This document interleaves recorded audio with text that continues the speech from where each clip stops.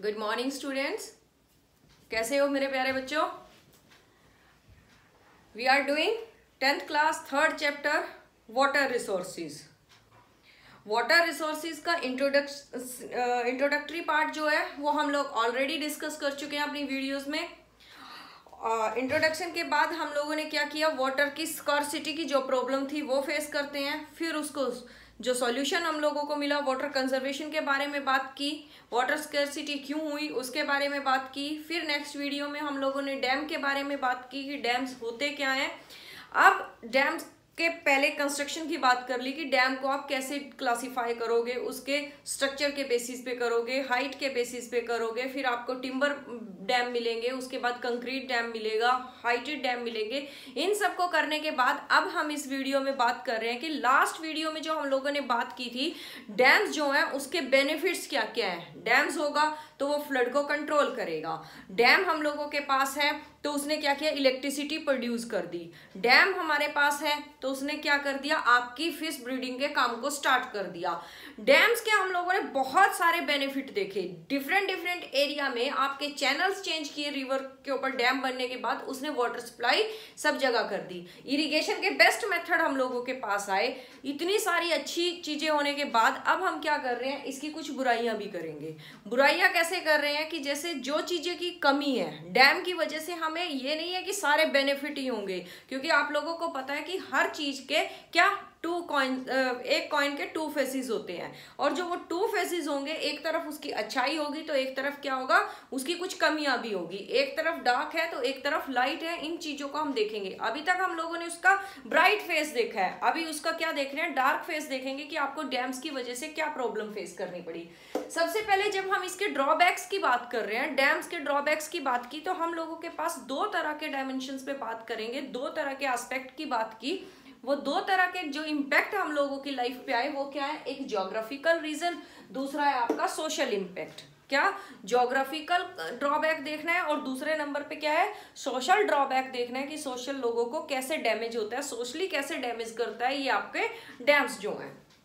अगर हम geographical reason के अकॉर्डिंग करते हैं तो सबसे पहले क्या है, आपके जो डैम्स आप कंस्ट्रक्ट करते हो रिवर पर, वो क्या किया, उसने रिवर के फॉलोइंग वाटर को इफेक्ट कर दिया। फॉलोइंग वाटर से उसकी स्पीड कंट्रोल कर दी, उसको रेगुलेट कर दिया। कैसे, ये आपकी रिवर थी जो ग्लेशियर से ओरिजिनेट हुई, फ्लो करते हुए आई, ठीक है। फिर आपने एक आइडिया आया ह्यूमन के माइंड के अंदर, उसने क्या किया, अपने आइडिया से यहाँ पर एक डैम कंस्ट्रक्ट कर दिया। अब डैम जब कंस्ट्रक्ट किया आपने, अब रिवर का वाटर क्या है, स्लो हो गया, उसका फ्लो जो था आपने स्लो कर दिया।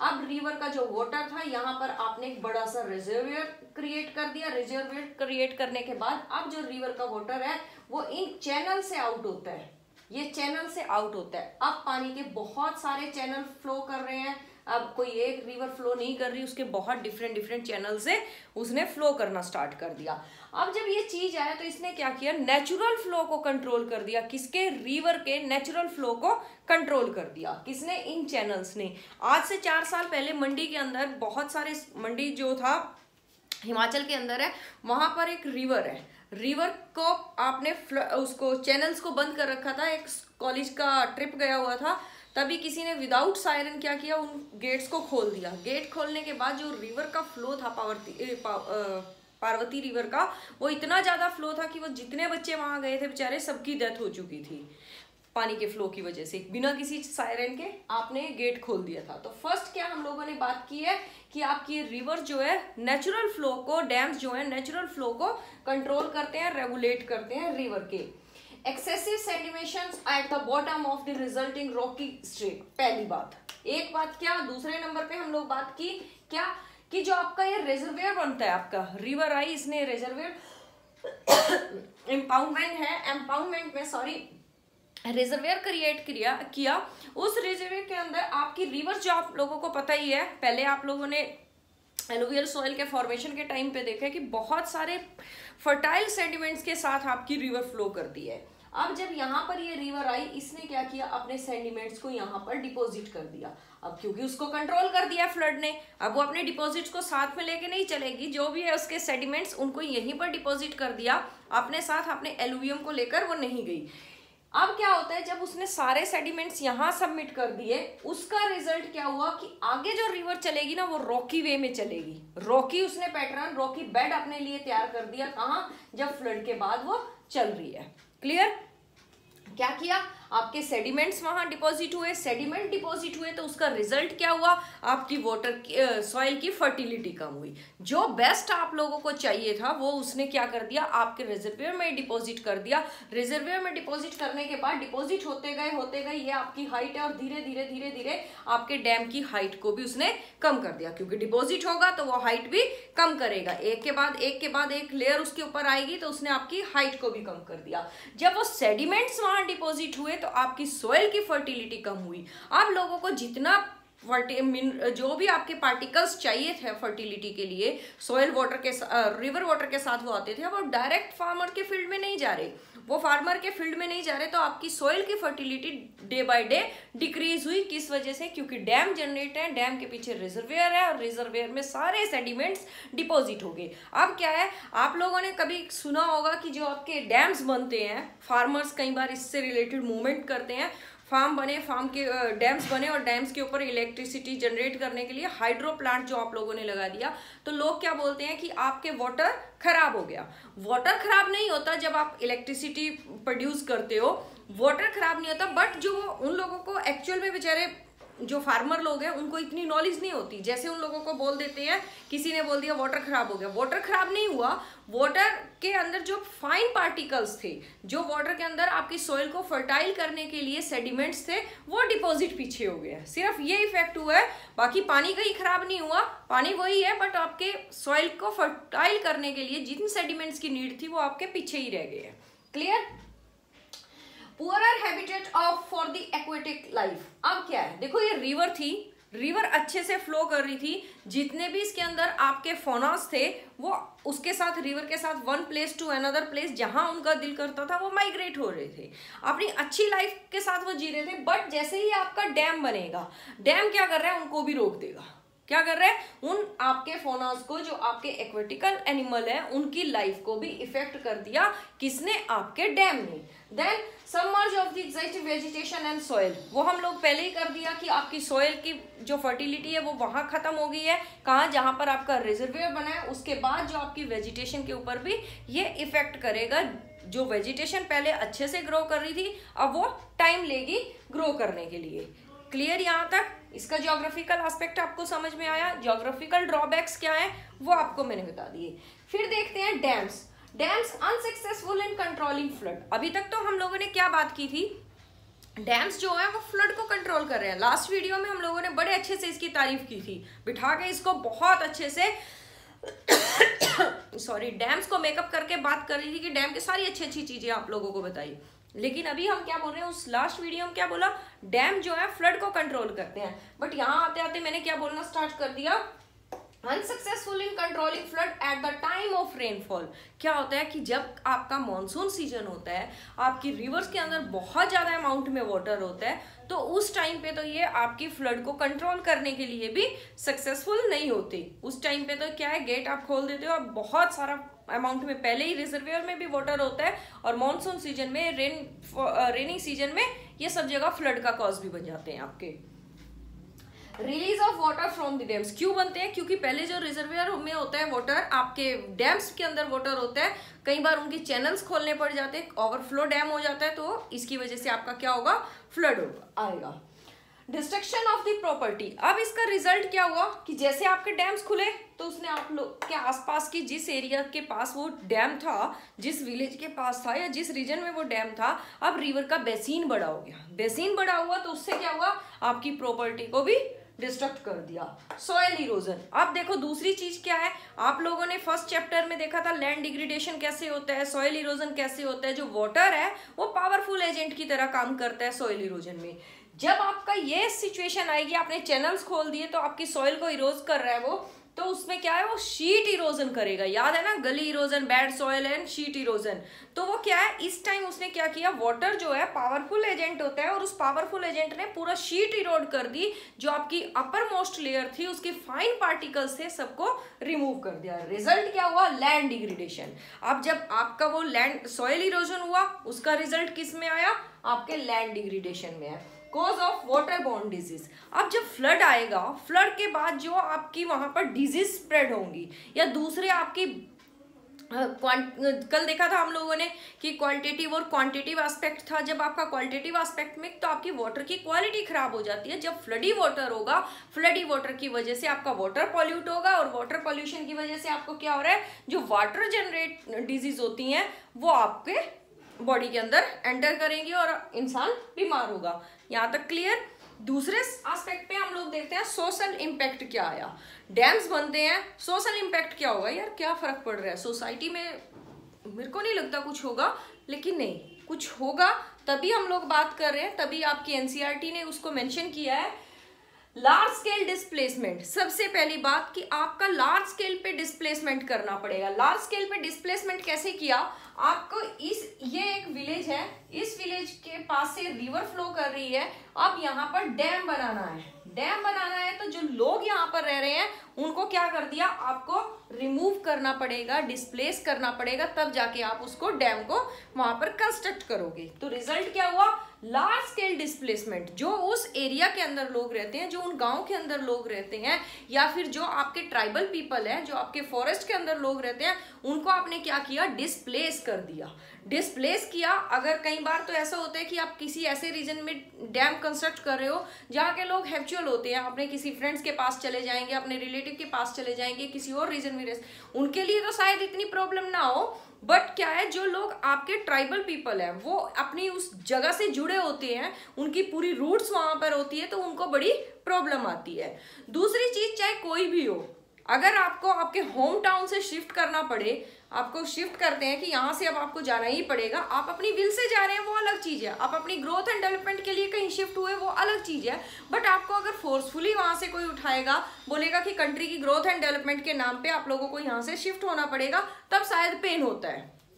तो इसी बात को कर रहे हैं कि लार्ज स्केल पे डिस्प्लेसमेंट होगा, ये सोशल इंपैक्ट है। सेकेंड नंबर पे, जब उनका डिस्प्लेसमेंट कर दिया, उनको वहां से माइग्रेट भी कर दिया, उसके बाद उन लोगों को क्या होता है, unfair share of the sacrifices. वो लोग क्या फील करते हैं कि जो उन लोगों ने सेक्रीफाइस किया है, अपने मदरलैंड को उन्होंने छोड़ दिया है, किसके लिए, कंट्री की डेवलपमेंट के लिए, बट अब क्या है, जो सेक्रीफाइस उन लोगों ने किया उसका उन लोगों को बेनिफिट भी उतना नहीं मिला। जो उनको रिफंड हुआ है, जो उनको पैसा मिला है, जो कंपनसेट किया है, वो अच्छे अमाउंट में नहीं किया। तो लोगों के माइंड के अंदर ये भी चीज रहती है, वो इमोशनली भी हर्ट होते हैं कि उनको सेक्रीफाइस के बदले एक अच्छी चीज नहीं मिली, जितना उनको मिलना चाहिए था, उनके साथ जस्टिस नहीं हुआ। देन बात करते हैं आपका इरिगेशन की। ठीक है, डैम बना है, तो डैम बनने के बाद हम लोगों ने क्या किया, इरिगेशन के मेथड चेंज किए। इरिगेशन आपका अच्छा ग्रो किया तो आपकी एग्रीकल्चर ग्रो करेगी, लेकिन हम लोग यहाँ इसके भी ड्रॉबैक दिखा रहे हैं। जैसे ही आपका इरिगेशन आया, चैनल्स आए, रिवर्स आई, कैनल्स आए, उसकी वजह से क्या होता है, इरिगेशन आप लोगों को बेस्ट मिला, आपकी क्रॉपिंग का पैटर्न चेंज हो गया। अब क्या हुआ, change the cropping pattern. Yes, cropping का पैटर्न चेंज हो गया। जहां लोग पहले मॉनसून पे डिपेंडेंट थे या रिवर वाटर बहुत कम उन लोगों को मिलता था, उस चीज के ऊपर डिपेंडेंट थे, अब क्या हुआ, जब आपके पास चैनल्स आए, डैम्स बनने की वजह से आपके पास बेस्ट इरिगेशन आ गया, बहुत आपको अमाउंट में पानी मिलने लगा, तो आपने क्या किया, वही क्रॉप्स ग्रो करना स्टार्ट कर दिया जिसमें वाटर की मैक्सिमम नीड होती है। लाइक ग्रीन रेवोल्यूशन का रिजल्ट जब आया था, उसमें आपके बेस्ट इरिगेशन की नीड थी, तो आपके वो कैनल्स वगैरह से चेंज हो गया। अब लोगों ने क्या किया, व्हीट वगैरह प्रोड्यूस करनी स्टार्ट कर दी, राइस प्रोड्यूस करना स्टार्ट कर दिया। अब क्या है, हम लोगों के पास क्या होगा, एक ही क्रॉप बहुत बड़े अमाउंट में आई। अगर हम व्हीट की बात करते हैं तो व्हीट बहुत ज्यादा हम लोगों के पास आ गया, राइस की बात करते हैं तो राइस बहुत ज्यादा आ गया। कंजम्पशन इतना नहीं है, सिर्फ हम लोग एक ही क्रॉप ग्रो कर रहे हैं क्योंकि उसमें अच्छा पैसा मिल रहा है, अच्छा प्रोडक्शन हम लोगों को मिल रहा है। दूसरे पार्ट पे हम लोगों ने क्या किया कि हम अपनी दूसरी क्रॉप्स को भूल ही गए हैं। जैसे कोर्स ग्रेन थे, अगर आज हम बात करते हैं, हमारे कोर्स ग्रेन नहीं मिलते हम लोगों को, मोटा अनाज जिसको हम बोलते थे, मक्का, बाजरा, ये ऐसी क्रॉप्स ग्रो करना बंद कर दिया है। क्यों? क्योंकि उनसे पैसा कम मिलता है। पैसा कम नहीं मिलता है, मार्केट जाते हैं तो मार्केट में उनके आपको कस्टमर नहीं मिलते, ट्रेडर्स ऐसे नहीं है जो उन ग्रेन्स को परचेज करें। तो इसका एक क्या हुआ, आपका क्रॉपिंग पैटर्न चेंज हुआ। क्रॉपिंग पैटर्न चेंज का रिजल्ट क्या हुआ कि लोगों ने सिर्फ एक ही टाइप की क्रॉप, जिसमें उनको प्रोडक्शन ज्यादा होता है, जिसमें ज्यादा वाटर की नीड होती है, वो चीज ग्रो करना स्टार्ट कर दिया। रिजल्ट क्या हुआ, फिर आपका एक गैप आया किसमें, रिच और पुअर में। अब जो बड़े लैंडलॉर्ड थे, बड़ी जिसके पास ज्यादा जमीनें थी, उन्होंने सिर्फ वीट प्रोड्यूस किया। वीट प्रोड्यूस करने के बाद क्या अच्छे अमाउंट में पैसे आए। जो पुअर था बेचारा वो ग्रो नहीं कर पाया, तो उसको क्या हुआ, एक रिच और पुअर के बीच में जो गैप आया वो बहुत ज्यादा आ गया। क्यों? क्योंकि आपका क्रॉपिंग पैटर्न चेंज हुआ है। Transform the social landscape. अब इससे क्या होता है कि आपकी जो सोसाइटी का लैंडस्केप है वो चेंज हो गया। कैसे लैंडस्केप चेंज हुआ, जो रिच लोग थे वो रिच हैं, उनके पास आज बहुत सारी चीजें हैं, और जो पुअर था बेचारा, पुअर फार्मर था, उसके पास वो सारी चीजें नहीं मिल पाई, और तो उन लोगों के बीच में सोसाइटी में गैप आया। दूसरे नंबर पे क्रॉपिंग पैटर्न की बात की तो आपकी क्रॉप्स का चेंज हुआ। आप बार बार वो क्रॉप ग्रो कर रहे हो, तो उसका रिजल्ट क्या हुआ, आपकी सॉइल की फर्टिलिटी भी कम हुई, सैलिनिटी ग्रो आपकी इंक्रीज होगी। कहाँ पर, आपकी सॉइल के अंदर। तो सॉइल के अंदर सैलिनिटी, क्योंकि बार बार वही क्रॉप हम लोग यूज कर रहे हैं, फिर उसके लिए हम लोग पेस्टिसाइड्स फर्टिलाइजर्स डाल रहे हैं, कोई आपका नेचुरल मैन्योर नहीं डाला, और सिर्फ फर्टिलाइजर ही डाल के हम लोगों ने क्या किया, अपनी प्रोडक्शन ग्रो कर ली, जिसका रिजल्ट क्या हुआ, आपकी सॉइल की फर्टिलिटी कम हुई, सैलिनेशन इंक्रीज हुआ। ठीक। Social movement against the multipurpose, MPP से मतलब है मल्टीपर्पज प्रोजेक्ट। अब आपका ऐसा है कि जैसे ये आपके स्टार्ट हुआ ये सब कुछ, तो उसके बाद आपकी कंट्री में बहुत सारे मूवमेंट भी स्टार्ट हुए। मूवमेंट कैसे स्टार्ट हुए, जैसे अगर हम बात करते हैं नर्मदा बचाओ मूवमेंट, 1961 में आपका ये मूवमेंट स्टार्ट हुआ, नर्मदा बचाओ मूवमेंट। ये आपका सरदार सरोवर डैम के लिए हुआ था बेटा, सरदार सरोवर डैम। सरदार सरोवर डैम जो आपका इंपॉर्टेंट डैम है बेटा, आपका मैप्स में पूछते हैं। प्लस ये किस चीज, कौन सी रिवर पर है, नर्मदा रिवर पर है। नर्मदा रिवर पर ये डैम जब आपका कंस्ट्रक्ट करना था, क्योंकि हम लोगों ने डेवलपमेंट इकोनॉमिक्स के फर्स्ट चैप्टर में भी ये बात की है कि लोगों ने अपना मूवमेंट स्टार्ट किया था जब उनको वहां से डिस्प्लेस किया था। और किस लिए डिस्प्लेस किया था, क्योंकि कंट्री की ग्रोथ एंड डेवलपमेंट के लिए किया था। उस टाइम भी हम लोगों ने देखा था कि वो एक पर्सन की डेवलपमेंट दूसरे के लिए डेवलपमेंट नहीं होगी। क्लियर, ये आप लोगों ने उसमें देखा था कि आपकी क्या उसकी 3 एस्पेक्ट्स होते हैं डेवलपमेंट के, तो उसमें हम लोगों ने देखा था कि once development not for the another. ठीक है, ये सब चीजें की। तो आपके सरदार सरोवर डैम का एग्जांपल लेते हैं, जो आपका 1961 में कंस्ट्रक्ट किया था, नर्मदा रिवर पर कंस्ट्रक्ट किया था। आपके गुजरात के अंदर ये कंस्ट्रक्ट हुआ था। ओरिजिनेट तो ये अमरकंटक हिल से होती है आपके मध्य प्रदेश से, बट यहाँ पर गुजरात में ही हुआ था क्योंकि उन लोगों को डिस्प्लेस किया था। तो मूवमेंट स्टार्ट हुआ। दूसरा मूवमेंट, वैसे तो बहुत सारे एग्जांपल हैं हम लोगों के पास, हर डैम से रिलेटेड कुछ ना कुछ एग्जांपल हम लोगों को सोशल जो मूवमेंट होंगे, सोशल लोगों का जो विद्रोह होगा, रिवोल्ट होगा, वो उसके बहुत सारे हैं। बट अगर हम यहाँ देखते हैं 2 एग्जांपल लेके काम चला लेंगे, इतने से काम समझ आ जाएगा आप लोगों को। टिहरी डैम की बात करते हैं, टिहरी डैम आंदोलन। ये आपका डैम उत्तराखंड में है। उत्तराखंड में भागीरथी पर ये डैम बना था, और आपका 4th या 5th, मेरे को पूरा याद नहीं है, 5th है या 4th है, वर्ल्ड का हाईएस्ट डैम काउंट करते हैं आप टिहरी डैम को। 1972 में ये हुआ था, गढ़वाल रीजन में हुआ था। याद होगा गढ़वाल रीजन क्या होता है, गढ़वाल रीजन में ये हुआ था, भागीरथी पर बना था, तब भी लोगों को डिस्प्लेस किया था, तो उन लोगों ने काफी मूवमेंट किया था। 3 चीजें हम लोगों ने देख ली, लार्ज स्केल पे डिस्प्लेसमेंट हुआ, लोग को इमोशनल हर्ट हुआ। 3rd नंबर पे हम लोगों ने इरिगेशन का पैटर्न चेंज कर दिया, उसके वजह से जो रिजल्ट आए वो आप लोगों ने देख लिए। 4th नंबर पे हम लोगों ने सोशल मूवमेंट की बात कर ली अगेंस्ट द मल्टीपर्पज प्रोजेक्ट, उसमें एग्जांपल दे दिया। अब 5th नंबर पर फिर से देखते हैं कि आपका ये क्या होगा, इंटरस्टेट कन्फ्लिक्ट। अगर डैम्स आप कंस्ट्रक्ट करते हो तो उसका रिजल्ट आपका इंटरस्टेट कन्फ्लिक्ट भी होगा। इंटरस्टेट कन्फ्लिक्ट कैसे होगा, आप न्यूज़पेपर्स में या आपके टीवी पे, न्यूज चैनल्स पे आए दिन न्यूज आती रहती है। और अभी लास्ट टाइम तो आपका जो कावेरी रिवर के वाटर को लेके लोगों के बीच में कन्फ्लिक्ट था, वो स्टेट्स के बीच में कन्फ्लिक्ट था। स्टेट कैसे, कावेरी रिवर के वाटर को लेके आपके कर्नाटका, तमिलनाडु, इनके बीच में तो हमेशा ही कन्फ्लिक्ट चल रहा है। सुप्रीम कोर्ट के अंदर केस चल रहा है इन दोनों स्टेट्स का। प्लस केरला के साथ भी इन लोगों का कन्फ्लिक्ट चलता रहता है, क्योंकि कावेरी रिवर के वाटर को लेकर उनको लगता है कि हमें कम पानी मिल रहा है, दूसरे नंबर पे आपके किसी और को दूसरी स्टेट को लगता है हमें कम पानी मिल रहा है, उसके ऊपर डैम ज्यादा है कम है, इस चीज से लेकिन इंटरस्टेट प्रॉब्लम भी ये क्रिएट करते हैं। फिर आपका दूसरा एग्जांपल दे देते हैं, आपका जैसे हरियाणा में भाखड़ा नागल डैम था, या आपका HYSL जो आपकी कैनल होती है, उससे रिलेटेड हरियाणा और पंजाब में कन्फ्लिक्ट चलता है रिवर वाटर, उसके वाटर को लेकर, डैम्स की वजह से जो वाटर चेंज आया आपका। प्लस फिर आपका बहुत सारी स्टेट ऐसी हैं बच्चे जिसमें डैम, और आपका नर्मदा जो डैम थी, नर्मदा रिवर के ऊपर जो डैम बना है सरदार सरोवर, आपके मध्य प्रदेश, राजस्थान और आपके गुजरात में प्रॉब्लम थी। फिर उसके बाद में आपका दोबारा से इस प्रोजेक्ट को किया था, फिर नर्मदा प्रोजेक्ट के नाम से एक दोबारा डैम कंस्ट्रक्ट हुआ था। नर्मदा रिवर पर छोटे बड़े बहुत सारे डैम हैं, कहीं बहुत माइनर से डैम है जो इसके चैनल्स को चेंज करते हैं, और कहीं बड़े डैम भी है जो आपकी स्टेट्स में प्रॉब्लम करते रहते हैं।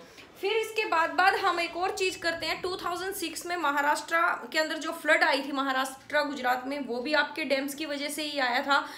वाटर पोल्यूशन की प्रॉब्लम कई बार आप बहुत ज्यादा फेस करते हो, किसकी वजह से? सिर्फ डैम की वजह से। क्लियर?